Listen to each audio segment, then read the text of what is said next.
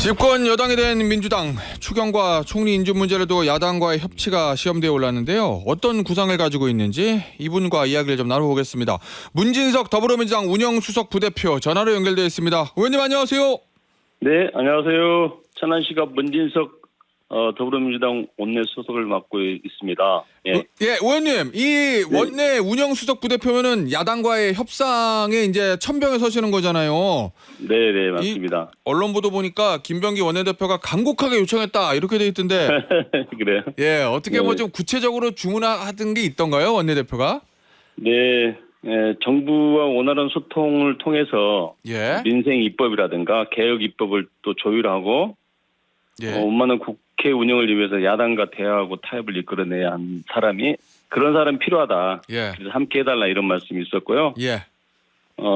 작년에 국토위 간사를 맡아서 이견차가 컸던 전세사기 특별법 개정안을 통과시키기 위해서 야당과 끊임없이 여당과 끊임없이 만나고 설득과 양보를 통해서 22대 국회에 들어와서 최초로 법안을 합의 처리한 경험을 살려서 여야 간 대화 정치 복원해보자 이런 취지의 말씀도 주셨습니다. 그리고 지난 3년간 정부 여당처럼은 하지 말자 이런 취지의 말씀도 있었고요. 네, 그래서 이 파트너 유상범 의원님과 자주 만나 진심으로 소통하고 있고 원활한 국회 운영과 일하는 국회를 만들어 보겠다 이런 각오의 말씀도 드리겠습니다. 알겠습니다.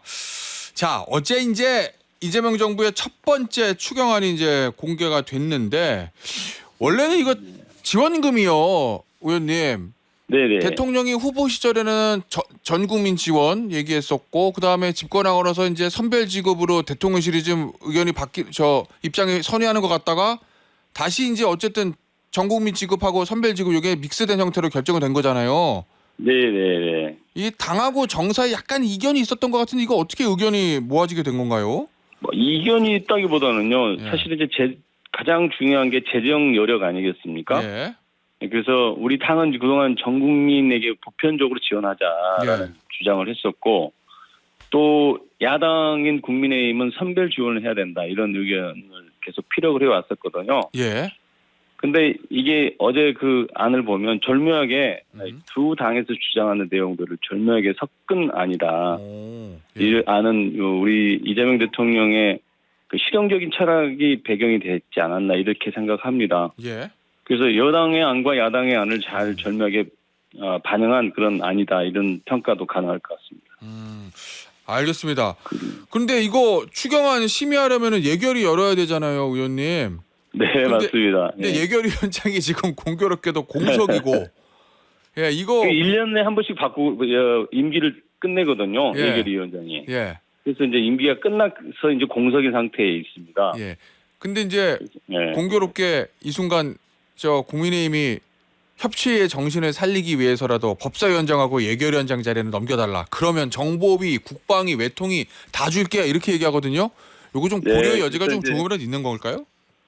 그래서 이제 야당이 느닷없이 사실은 상임위 배분 문제를 들고 나오는 바람에 본회의 일정 협의가 좀 지연이 되고 있습니다. 근데 사실은 이 상임위원장 배분 문제는 작년 1기 원내 지도부가 큰 틀에서 합의를 했거든요.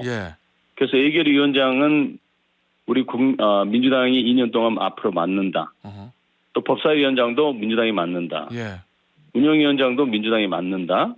다만 기재위원장은 국민의힘이 맡는다. 이렇게 합의를 했습니다. 그래서 그 합의된 원칙을 지키면서 내년까지는 이 합의된 내용대로 진행하는 것이 맞다. 다만 이제 국민의힘에서는 여당이 됐으니 좀 바꿔보자 이런 취지로 말씀을 하시는 것 같은데 1기 원내 지도부가 합의한 약속을 2기 지도부가 이게 뒤집을 수 있는 권한은 없다. 저희는 이제 그렇게 대응하고 있습니다. 알겠습니다. 그러면 내년 가서 2기 지도부가 후반기 국회 때는 뭔가 생각해 볼 여지는 있으나 지금은 아니다라는 말씀이신 거죠? 그런 거죠. 3기 지도부가 되겠죠. 후반기 국회 원구성 지금 원구성 협상 시기가 아니거든요. 지금은 본회의 일정과 안건을 협의하는 시기이기 때문에 원구성과 관련한 논의 자체가 사실은 할 수 없는 시기인데도 불구하고 그 원구성 그러니까 버금가는 상임위 재배분을 얘기하거든요. 그래서 3기 지도부가 원구성 협상할 때 상임위 배부 문제는 다시 논의해야 된다 이렇게 보고요. 다만 이제 정부 조직 개편이 일어날 수 있지 않습니까? 정부 조직이 개편이 된다면 상임위 문제도 좀 조정을 해야 될 겁니다. 그때 조정해도 늦지 않다 저는 그렇게 생각을 하고 있습니다. 알겠습니다. 자, 그런데 의원님 야당이 이번 추경안에 대해서 추경안 자체에 대해서 좀 비판적이에요. 포퓰리즘 정권의 데뷔쇼다 뭐 이렇게 송호석 원내대표는 이야기하던데 요거 야당을 어떻게 좀 설득할 수 있으시겠습니까? 대외적으로 그렇게 말씀을 하고 계시는 걸로 알고는 있지만 기본적으로 동의한다라는 취지의 얘기를 하셨습니다. 그래요? 다만 이제 물가 상승을 좀 걱정하는 것 같은데요. 이창용 한국은행 총재가 이런 말씀을 하셨어요. 추경이 성장의 기여가 크면서도 물가 영향은 좀 크지 않을 것이다 이렇게 말씀하셨고 또 김웅 부총재도 20조 원 규모의 추경이 내년 물가에 미치는 영향은 0.1% 정도라고 이렇게 말씀을 하셨어요. 그래서 인플레이션 걱정은 안 해도 될 것 같다는 얘기인 것 같고요. 사실 또 우리 시장의 물가 상승 요인은 소비가 왕성하게 이루어지기 때문에 물가 상승이 이루어지는 게 아니고 공급 측면에서 일부 품목이 물가 상승을 견인하고 있는 것이 우리 시장의 현실이란 말이죠. 그래서 소비를 촉진한다고 해서 물가 상승에 영향을 미치지는 않을 거다 이렇게 야당이 설명하면서 야당의 협력을 이렇게 요청할 생각입니다. 근데 또 하나는 재원 마련을 항상 이제 추경하고 돈 풀기가 나오면 그 돈은 어디서 날 거야? 요 재원 마련에 대한 이야기들이 있잖아요. 네, 이번에 30조 약간 넘게 이제 이 추경안을 편성을 했는데요. 그중에 10조 정도는 재원 기존에 그 삭감하거나 이런 걸 딸딸 끌어 모아서 10조를 마련했고요. 20조 정도 이렇게 이제 국채 발행을 했는데 이제 부채 비율이 보니까 49% 정도 됩니다. 그래서 여전히 부채 비율이 50% 미만으로 이렇게 유지하고 있기 때문에 우리 재정 건전성은 그렇게 크게 우려할 상황은 아니다 이렇게 보고 지금은 사실은 재정을 투입해야 될 시기라고 모든 경제학자도 얘기하고 야당만 좀 우려를 표하고는 있지만 모든 경제학자들 또 국민들도 원하고 있습니다. 재정을 풀어서 다소 부채를 지더라도 재정을 풀어서 경기를 회복시켜야 된다. 이런 게 동감하고 있기 때문에 특별히 부채 문제도 크게 걱정할 필요가 없어 보이고요.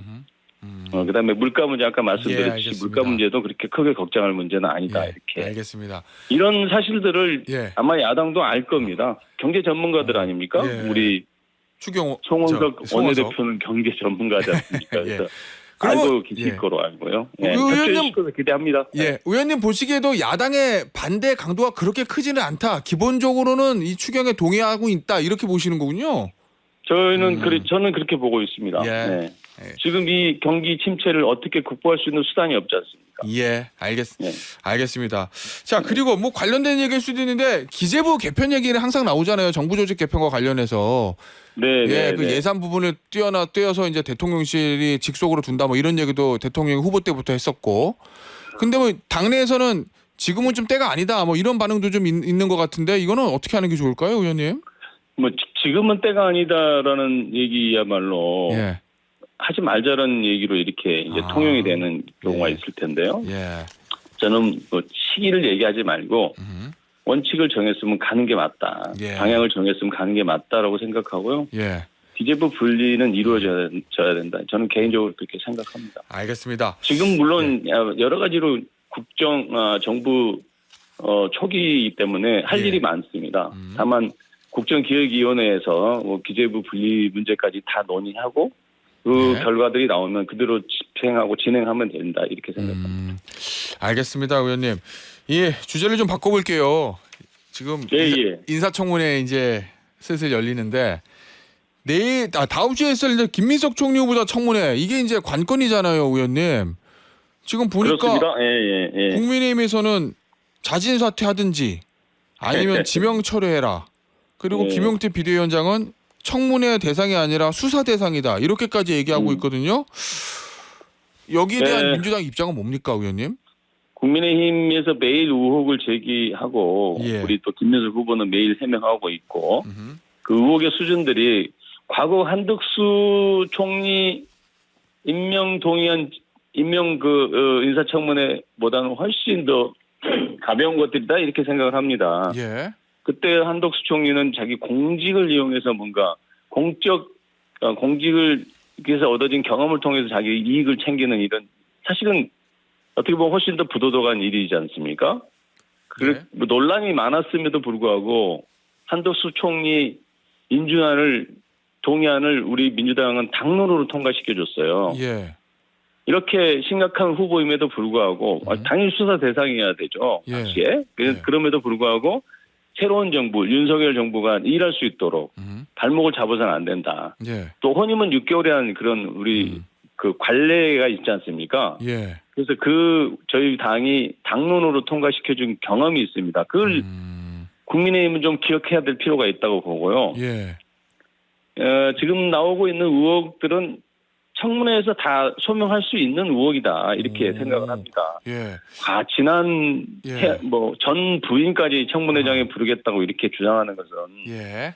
너무 과도하지 않습니까? 인간적으로. 예, 알겠습니다. 그런 주장들이 있기 때문에 우리도 이제 인사청문회법을 좀 바꿔야겠다 이런 이제 생각을 좀 하고 있습니다. 계획을 하고 있습니다. 예. 예. 알겠습니다. 아니 근데 보니까 국민의힘에서는 제일 문제 삼는 게 그거더라고요, 의원님. 그 재산 형성 의혹. 그러니까 번 돈은 5억인데 쓴 돈은 예를 들면 얼추 계산 13억이다. 8억의 차이가 난다. 그거 어디서 나느냐? 뭐 요 얘기거든요. 핵심이.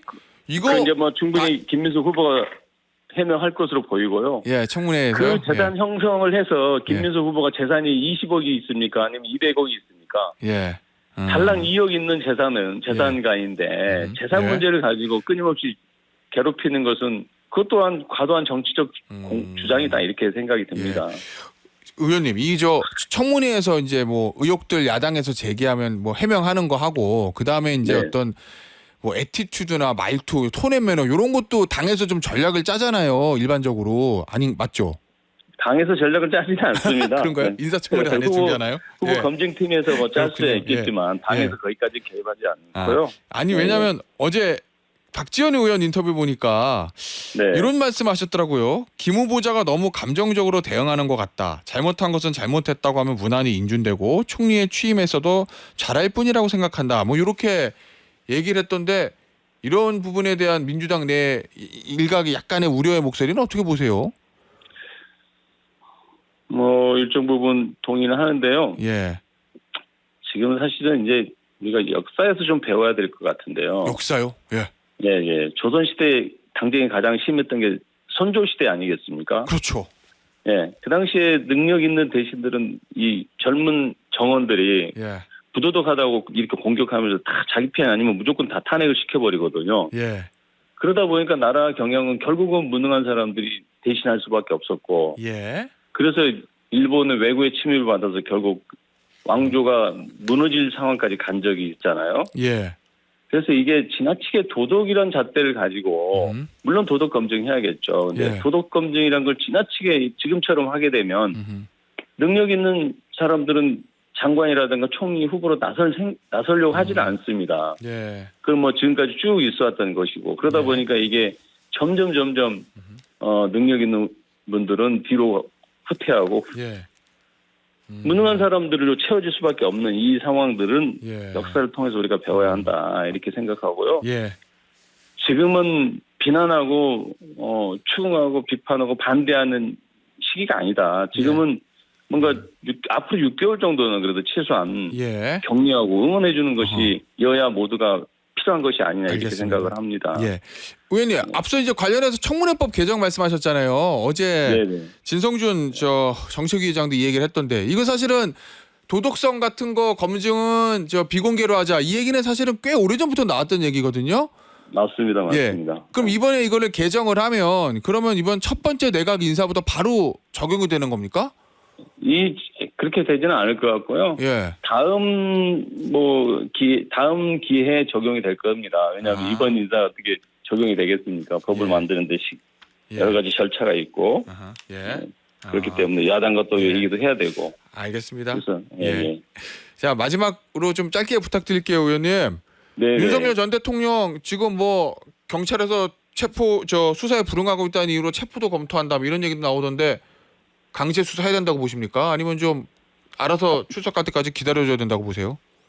당연히 경찰을 소환해 3번이나 불응했는데 강제 수사해야 되는 거 아닙니까?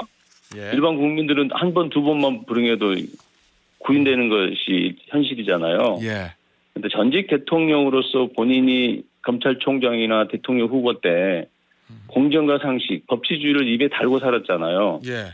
그런 분이 이렇게 법 집행에 예. 협조하지 않고 뻔뻔하게 이렇게 뻔뻔하고 이렇게 비겁한 행동을 한다는 것은 국민들로부터 정말 예. 분노하게 만드는 일이거든요. 그래서 당연히 강제 수사를 해야 된다, 저는 그렇게 보고 있습니다. 알겠습니다. 의원님, 오늘 인터뷰는 여기서 마무리하도록 하겠습니다. 지금까지 문진석 더불어민주당 원내운영 수석 부대표였습니다. 의원님 감사합니다. 네, 감사합니다.